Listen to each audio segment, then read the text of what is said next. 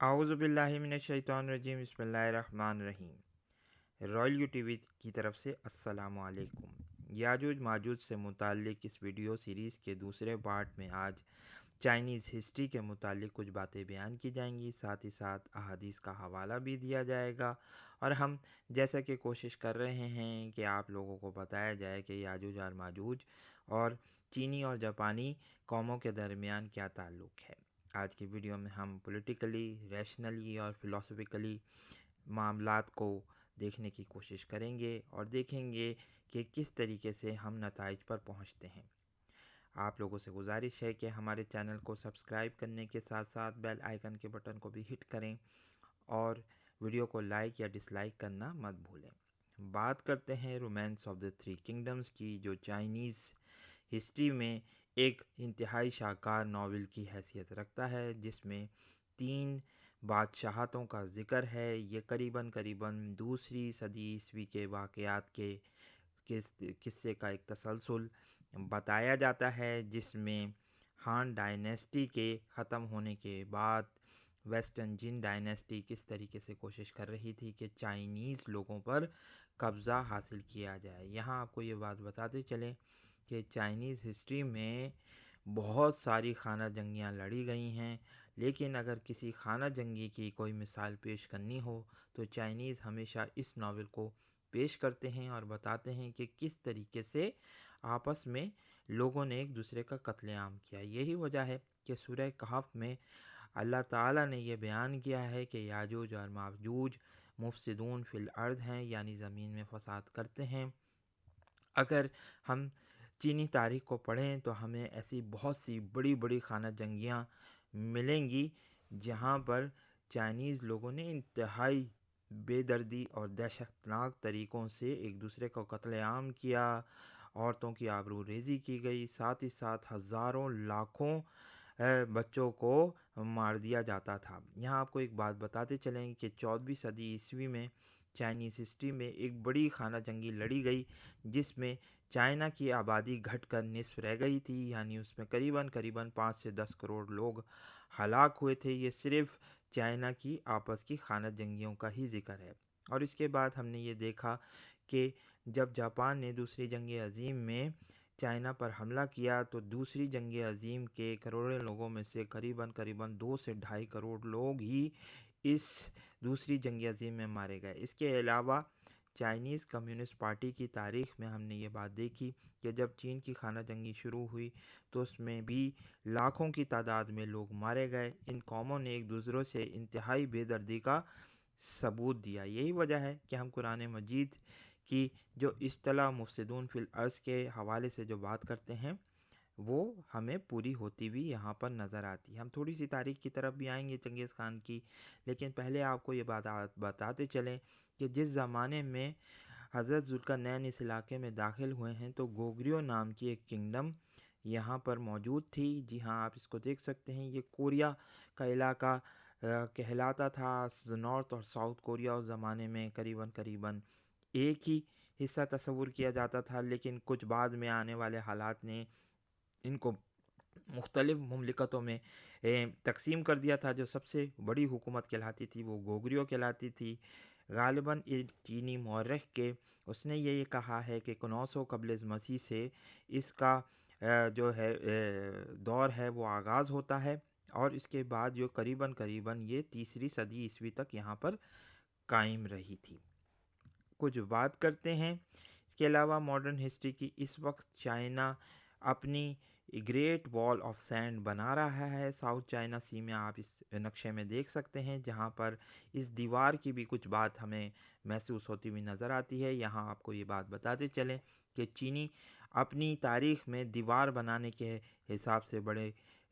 Popular समझे जाते हैं। इनको बड़ी अहमियत हासिल है कि ये अपनी हिफाजत के लिए दीवार बनाते हैं। यही वजह है कि इस वक्त साउथ चाइना सी में بڑے پیمانے پر چائنیز جو ہیں وہ 9 لائن کے حوالے سے جزائر کی تعمیر کر رہے ہیں، اور یہ گریٹ وال آف سینڈ کہلاتی ہے ان دا ساؤتھ چائنا سی، جس میں مختلف کورل ریفس کے مدد سے ان جزائر کو بنایا گیا ہے، تاکہ اگر کوئی بھی نیول فلیٹ حملہ کرتا ہے تو چائنا اس سلسلے میں اپنی مدد کر سکتا ہے۔ یہاں آپ کو ایک اور بات ہسٹری کے حوالے سے بتاتے چلیں کہ کبھی چائنیز تاریخ میں ایسا نہیں ہوا ہے کہ چین نے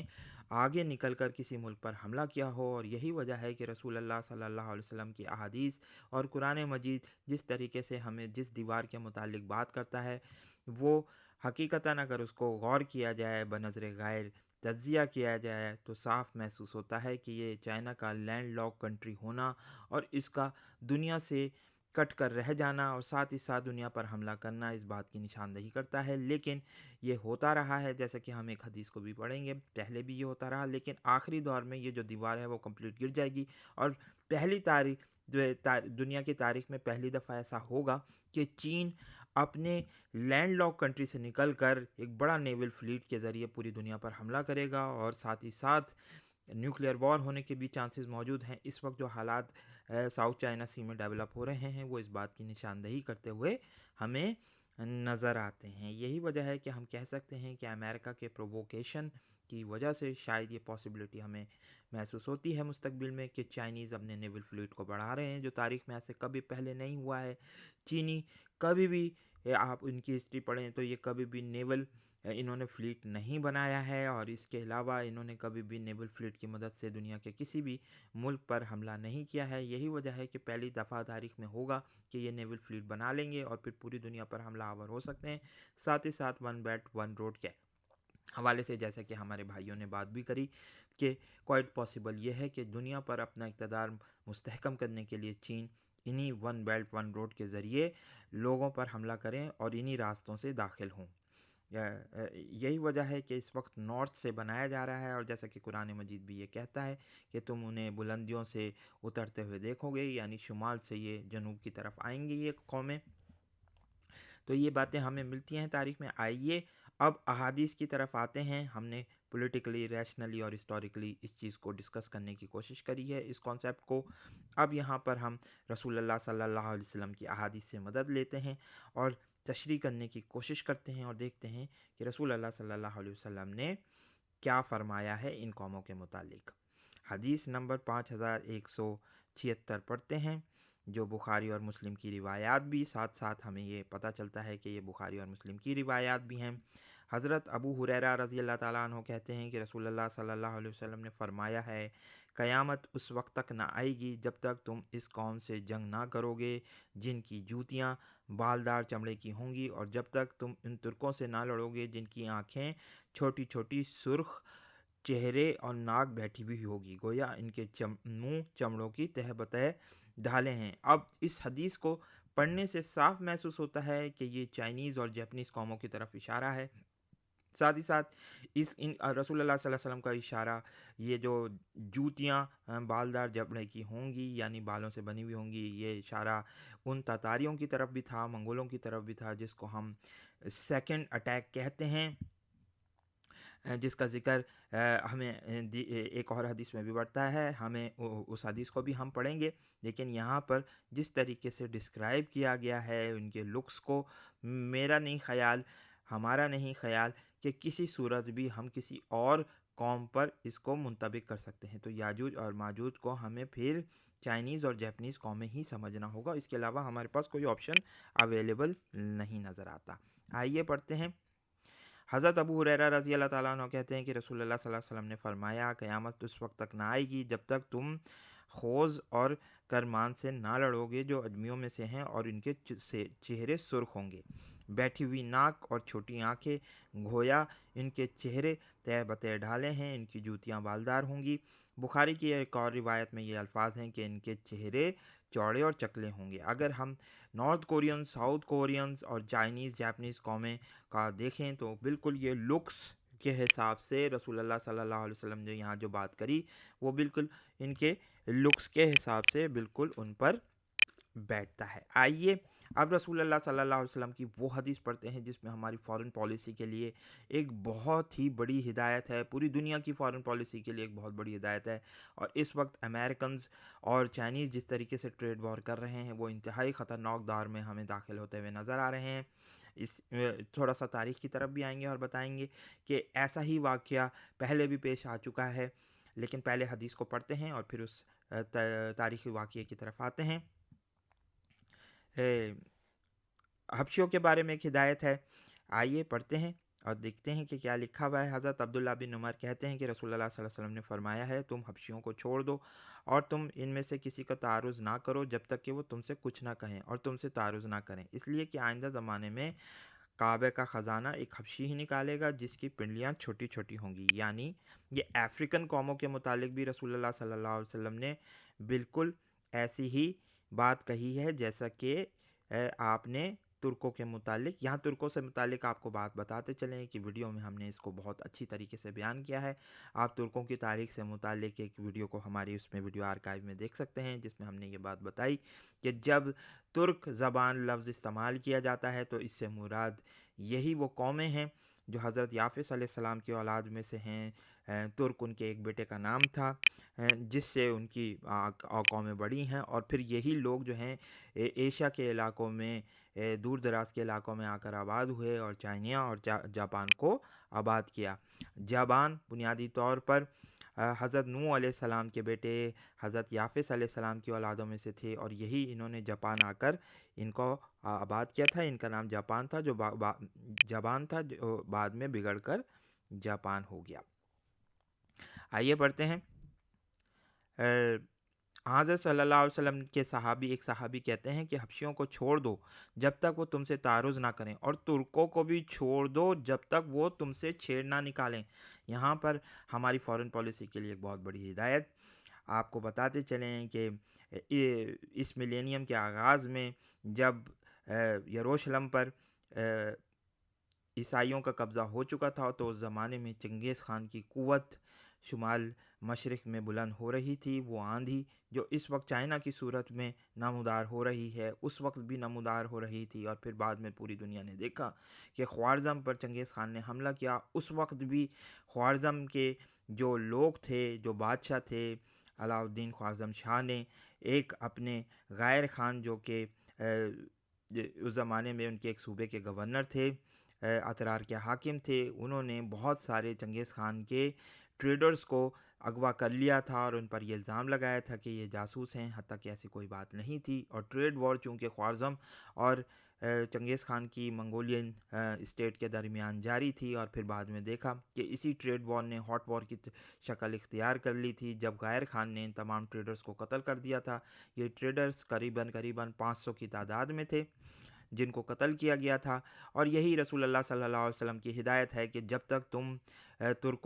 जब तक वो तुम्हें प्रोवोक ना करें तुम उनको बिल्कुल प्रोवोक ना करो क्योंकि उनसे लड़ना ख़तरनाक साबित हो सकता है। और फिर दुनिया ने देखा कि किस तरीके से चंगेज़ ख़ान ने पूरी दुनिया को मलियामेट कर दिया था और मंगोलिया के इलाके से निकलकर, इस लैंड लॉक इलाके से निकलकर करीबन सारे यूरोप को तहवाला कर दिया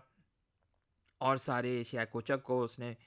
आग लगा दी थी। इसके अलावा मिडल ईस्ट के हद तक, यहाँ तक ये बात पहुँची थी कि फिर उसे मिस्र में जाकर शिकस्त हुई एनिल जालूत के मकाम पर जहाँ सुल्तान रुकनुद्दीन बेबरस ने उसको शिकस्त दी थी जब हलाकू खान के एक बड़े लश्कर को शिकस्त दी गई थी। तो इन वाक़यात से हमें ये सबक मिलता है। साथ साथ अमेरिका के साथ भी है। हम थोड़ी सी बात करेंगे, माओ ज़ेतुंग की तरफ आएंगे कि माओ ज़ेतुंग ने किस तरीके से जो कुरान मजीद इस दीवार को एक्सप्लेन करता है उसको किस तरह अपने अल्फाज में एक्सप्लेन किया, हम उस तरफ आते हैं। लेकिन पहले इस हदीस को पढ़ेंगे। हज़रत बुरीदा रज़ी अल्लाह ताला अन्हु कहते हैं कि रसूलुल्लाह सल्लल्लाहु अलैहि वसल्लम ने इस हदीस के सिलसिले में, जिसका शुरू ये है कि तुमसे एक छोटी आँखों वाली कौम लड़ेगी यानी तुर्क, ये फरमाया कि तुम इन तुर्कों को 3 बार भगाओगे, यानी शिकस्त देकर इनको 3 बार भगा दोगे, यहाँ तक कि तुम इनको जज़ीरा अरब में पहुँचा दोगे। इनको पहली मर्तबा शिकस्त देकर भगाने में वो लोग निजात पा जाएंगे जो भाग खड़े होंगे और दूसरी मर्तबा शिकस्त देने में इनके बाज़ लोग मारे जाएंगे اور بعض نجات پا جائیں گے، اور تیسری بار شکست میں ان کا خاتمہ ہوگا۔ یعنی دوسری بار شکست میں ہم نے یہ دیکھا کہ جہاں یہ بات کہی گئی کہ ان کے بعض لوگ مارے جائیں گے اور بعض نجات پا جائیں گے، ہم نے صاف تاریخ میں دیکھا کہ پھر چنگیز خان کے ایک بیٹے نے اسلام قبول کر لیا تھا، اور پھر اسی سے ترکان تیموری نے ایک بہت بڑی سلطنت مغلیہ سلطنت کے نام سے ہندوستان میں قائم کری۔ تو رسول اللہ صلی اللہ علیہ وسلم کی پیشن گوئی یہاں پر بھی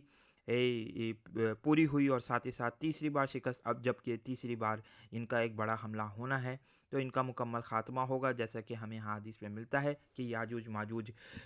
قریباً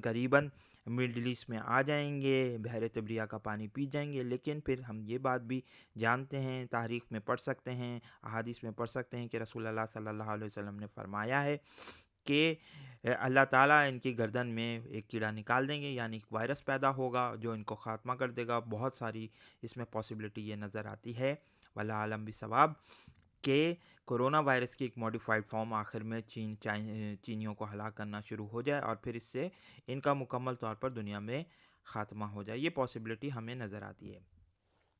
تو یہ چیز ہے ایک اب ہم مزید احادیث کو پڑھتے ہیں، کیونکہ ہم ہر زاویے سے کوشش کر رہے ہیں کہ اس موضوع کو کور کیا جا سکے، گو کہ ان تمام ویڈیوز میں اس انتہائی بڑے ٹاپک کو کور کرنا انتہائی مشکل نظر آتا ہے۔ بہت سارے پہلو ایسے ہیں جو نظر انداز ہو سکتے ہیں، لیکن ہم کوشش کر رہے ہیں کہ آپ کے سامنے ہر پہلو کو وضاحت کے ساتھ بیان کیا جائے۔ اب یہاں ہم وہ مستند ترین حدیث پڑھیں گے جو ہمارے بہت سارے اسکالرز پڑھ چکے ہیں، لیکن آج آپ کے سامنے ایک بالکل نیا رخ اس کا پیش کریں گے۔ امید کرتے ہیں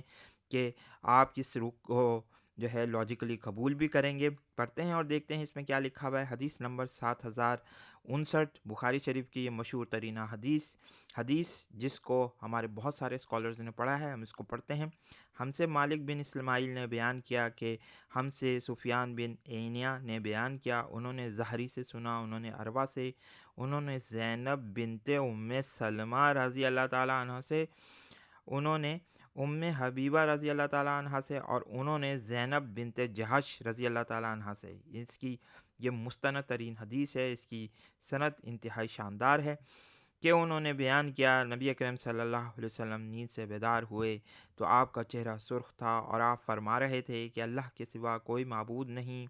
عربوں کی تباہی اس بلا سے ہوگی جو قریب آ چکی ہے۔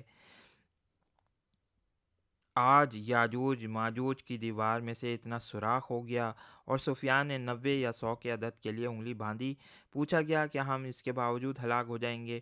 ہم میں صالحین بھی ہوں گے؟ فرمایا ہاں، جب بدکاری بڑھ جائے گی۔ یہاں بدکاری کا ترجمہ کیا گیا ہے، اصل میں لفظ خبثہ استعمال ہوا ہے۔ خبثہ کا لفظ بہت ساری برائیوں کے لیے استعمال ہو سکتا ہے عربی زبان میں، اس کی طرف آتے ہیں، لیکن سب سے پہلے اس چیز کو کور کرنے کی کوشش کریں گے کہ آخر یہ خواب رسول اللہ صلی اللہ علیہ وسلم نے زینب بنت جہش کے ہی حجرے میں، حضرت زینب بنت جہش رضی اللہ تعالیٰ عنہ جو امہات المومنین میں سے ہیں، آپ رسول اللہ صلی اللہ علیہ وسلم کی پھوپھی کی لڑکی تھیں، آپ کا پہلا نکاح حضرت زید بن حارث کے ساتھ ہوا تھا۔ اب سوال یہاں پہ یہ پیدا ہوتا ہے کہ آخر حضرت زینب بنت جہش کے ہی حجرے میں رسول اللہ صلی اللہ علیہ وسلم نے یہ خواب کیوں دیکھا؟ ہم نے اس پہ بہت تحقیق کری ہے، کوشش کیا ہے کہ اس کو لاجیکلی سمجھیں، اور جو واحد وضاحت ہمارے ذہن میں آئی ہے وہ یہ تھی کہ حضرت زینب بنت جہش کا جو پہلا نکاح ہوا تھا، رسول اللہ صلی اللہ علیہ وسلم سے جو پہلے نکاح ہو چکا تھا، وہ حضرت زید بن حارثہ سے ہوا تھا۔ حضرت زید بن حارثہ رسول اللہ صلی اللہ علیہ وسلم کے لے پالک بیٹے تھے۔ یہاں آپ کو ایک بہت ہی انٹرسٹنگ فیکٹر بتاتے چلیں کہ آپ کا تعلق نجدی قبیلے سے تھا، آپ کا تعلق نجد سے تھا، اور یہ بات ہمیں بہت ہی کم صحابہ میں نظر آتی ہے کہ کوئی صحابی جو ہیں وہ نجد سے تعلق رکھتے ہوں۔ کوائٹ پاسبل یہ ہو سکتا ہے، یہ لاجک ہے کہ حضرت زینب بنت جہش کا نکاح ہوا، اور رسول اللہ صلی اللہ علیہ وسلم نے عربوں پر افسوس کیا ہے، ویل للعرب کا لفظ استعمال کیا۔ اس سے مراد یہ پاسبلٹی ہو سکتی ہے کہ رسول اللہ صلی اللہ علیہ وسلم کی اشارہ ان نجدیوں کی طرف تھا جو کہ مل جائیں گے ان لوگوں سے کیونکہ آپ کا تعلق بھی حضرت زید بن حارثہ کا تعلق وہ نجدی قبائل سے تھا، اس لیے یہ پاسبلٹی نظر آتی ہے، اور ایک تعلق حضرت زینب بنت جہش کا حضرت زید بن حارثہ سے بنتا بھی تھا۔ یہی وجہ ہے کہ آپ نے یہ جو بات کہی رسول اللہ صلی اللہ علیہ وسلم نے کہ ویل للعرب، اس سے مراد یہی ہے کہ جب نجدیوں کا تم اثر و رسوخ دیکھو، ان عربوں کا اثر و رسوخ دیکھو پورے عرب پہ، تو بس پھر سمجھ لو کہ بلا قریب آ گئی ہے۔ اب وہ بلا کیا ہے؟ انہوں نے کہا، بعد میں اس کو ایکسپلین کیا رسول اللہ صلی اللہ علیہ وسلم نے،